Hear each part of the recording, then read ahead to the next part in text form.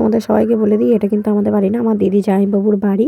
তো দেখো আমি ছাদে উঠে দেখলাম যে গাছে অনেক কিছু হয়েছে, দেখার মতো কিছু হয়েছে। তা ওই দেখো কলা হয়েছে গাছে।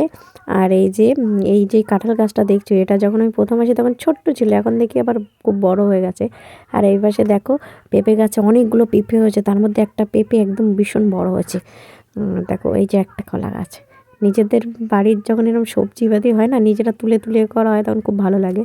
আর এই যে দেখো আমার দিদিদের বাড়ির সামনে একদম ক্লাব ওটা। তো ওই দেখো আমি একটু দুষ্টুমি করে নিলাম বাচ্চাদের মতো। আর একটু দুষ্টুমি করি আমি, বাড়ি যখন থাকি একটু দুষ্টুমিই করি। এবার এই যে দেখো অ্যালোভেরা গাছ, এই যে অ্যালোভেরা গাছটা দেখছো, অ্যালোভেরা গাছের এটা আমারই লাগানো। তবে কারণ দিদি জল দেয় না, ওই কারণে একদম পুরো শুকিয়ে গেছে, কিন্তু গাছগুলো ভালো আছে। কিন্তু মাটিটা একদম পুরো শুকিয়ে খড়খড়ে হয়ে গেছে। আমি বললাম আমি তুলি, বড় মাম্মামের কাছে জিজ্ঞাসা করছিলাম যে মাম্মাম তুলবো, তা বলছে না তুলতে হবে না, ছোটো গাছ।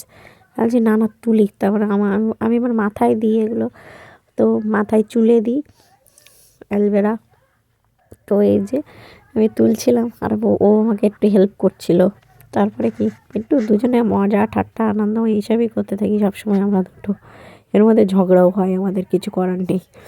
আমি আর আমার বড় সবাই যদি নিজের মতো করে বাঁচতে পারতো না, তাহলে আর কিছু বলার থাকতো না। খুব ভালো লাগতো এইগুলো সব আমার লাগানো, আমার খুব ভালো লাগে এইগুলো। আর এই যে নিচের এই যে গাছগুলো দেখতে পাচ্ছ, এগুলোও আমি লাগিয়ে গেছিলাম বাসাতে যাওয়ার আগে।